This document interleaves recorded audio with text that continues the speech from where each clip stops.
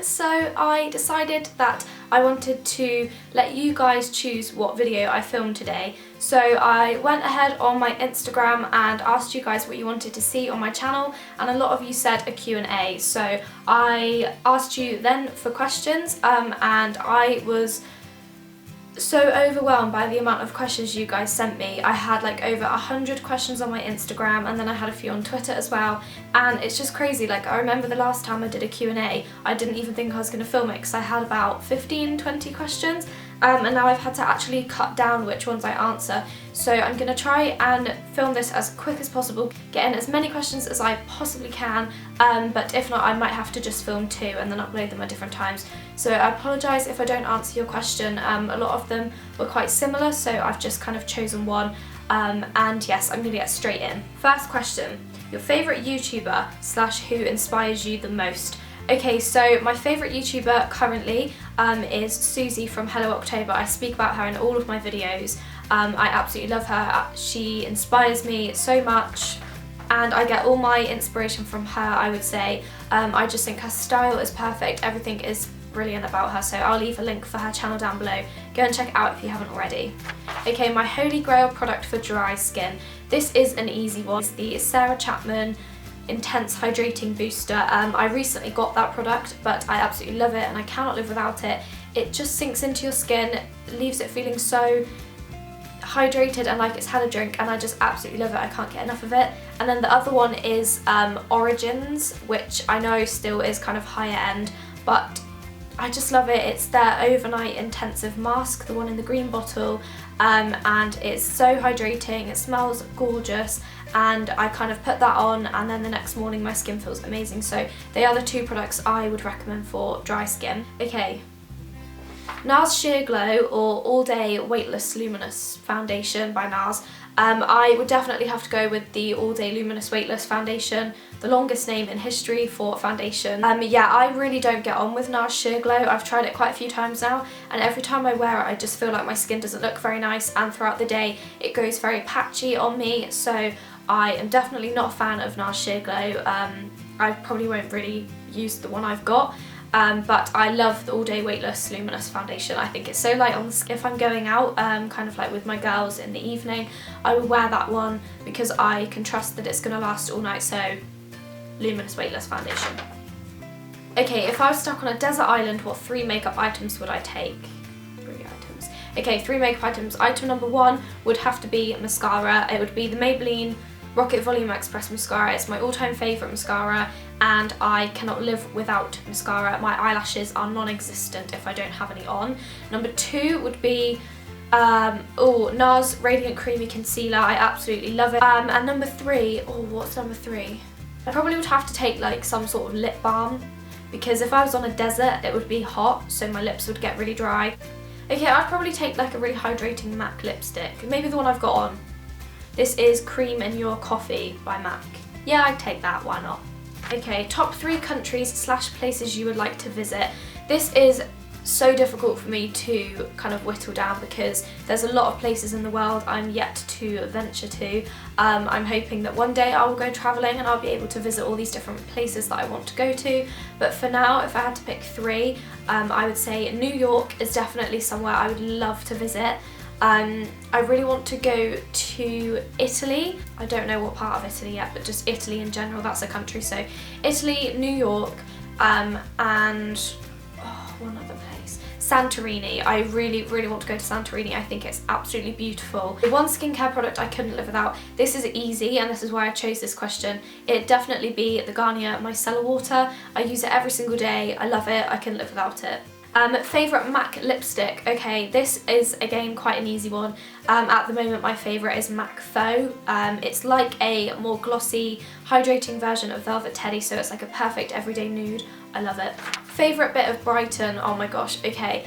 I would say my favourite part of Brighton has got to be the pier. Although I loved the shops and I loved all of the lanes and everything, I think that the pier is just so beautiful. Oh, I just love it and I want to go back, so definitely the pier. Tips on starting YouTube. Okay, I'm not going to go into too much detail because if you would like me to do a whole video on kind of like starting YouTube, tips on how to make videos, things like that, then I will do a complete separate video. So let me know down in the comments if you want me to do that, and I will. But quickly, just a few tips. Number one, be yourself. When you're filming, like, just pretend like you're talking to a friend. Don't try and put on anything that you're not. Don't lie about products. Just be yourself. Just act like you're telling your friend about this makeup product that you like, and that is how you will kind of gain an audience. If you're honest about products and people learn that they can trust you, then that is how you will grow on YouTube. Obviously I'm still working, I haven't got that many subscribers, but I feel like that is the best way to go forward. And also the second tip is, try not to be too much of a perfectionist. I know I am. If I film a video and I'm like, oh no, the lighting's bad, I won't upload it. Or if I think, oh, what if people don't like this video? You really shouldn't be like that. You should be doing this for you. It's a hobby, it's something I find fun. I love filming and then editing, and then just the buzz you get when people kind of comment on what you've done is amazing. Like, you can't describe the feeling, but you really shouldn't care what people think. You should just do it for yourself. So that is all I'm gonna say for now. What's your biggest fear? Okay, my number one biggest fear is something really, really stupid, but I have a fear of sick, like people being sick. I am a complete germ freak. I am so like cautious about germs. I use hand sanitizer all the time just because I purely don't want to be sick myself. I literally haven't been sick in like 10 years and I can't remember what it's like, so that's why I'm so scared of it. I know this is probably kind of a bit gross and you might not want to know, but you asked me, so my biggest fear is sick. And then I have like obviously other fears, like I have a fear of drowning because I don't really like water, and the thought of drowning just makes me feel so claustrophobic and feel like I can't breathe when I think about it, so I hate that. And also, this one's kind of like really lame, but just the fear of the future. Like, I don't know something really bad could happen tomorrow and you literally don't know, so I just think the fear of not knowing what's going to happen to you in the future is scary as hell. Okay, my woman crush, right, I have two. I had to have a little think about this.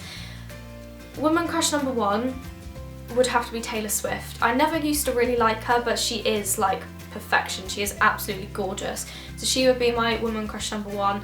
Number two would probably be Susie from Hello October. Like I said, I think she's literally perfect and I absolutely love her.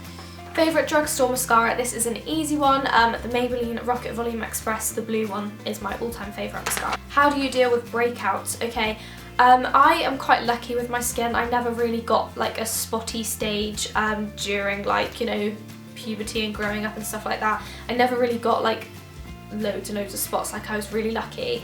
But obviously occasionally I do get like a breakout, like during certain times of the month I will get spots, or if I am kind of a little bit stressed I'll come out in spots. And I think the best advice you can give somebody who is breaking out is to drink lots and lots of water. I know people say it, but you will notice a difference in your skin if you drink a lot of water. Number two is to make your skincare routine very simple. Don't try, you know, putting a mask on your skin every day to try and get rid of it and exfoliating it really harshly. It's not going to help. Just make it all very simple, and that is the best advice I can give you. Okay, 1 week without makeup, skincare or YouTube. So I have to pick which one I would rather go without. I would rather have a week without makeup and have skincare and YouTube. How to deal with exam/GCSE stress. Okay, so again, this is something I could do a whole nother video on because I could probably talk about it forever, so let me know down below if you want that. But quickly, a few tips are, don't worry about it. Especially GCSEs, they don't matter as much as what you may think. I didn't put much pressure on myself just because I feel like you won't do as good if you really put a lot of pressure on and you're revising 24/7. You need to just kind of, there will be other ways around it, so just don't put pressure on yourself, that's all I'm gonna say. You need to balance out the two. You can't make yourself unhappy by putting pressure on yourself about GCSEs and exams and things like that. Yes, they are important, but they're not they're not your life. You are not what your exam results are. Like, my exam results were okay, they weren't perfect, but I didn't care. I didn't let that get to me because if you are determined to do something in life, you can do it. My favourite Body Shop smell. Okay, so obviously the Body Shop have a lot of different scents. Depending on what mood I'm in, I have a few different favourites. So number one would probably be mango. I absolutely love the mango smell. But then if I'm feeling kind of not a fruity one, I would go for the Shea, which is like the plainest one we do, but I absolutely love it, and yeah, they're my favourites. Advice on dealing with bullies and nasty people at school.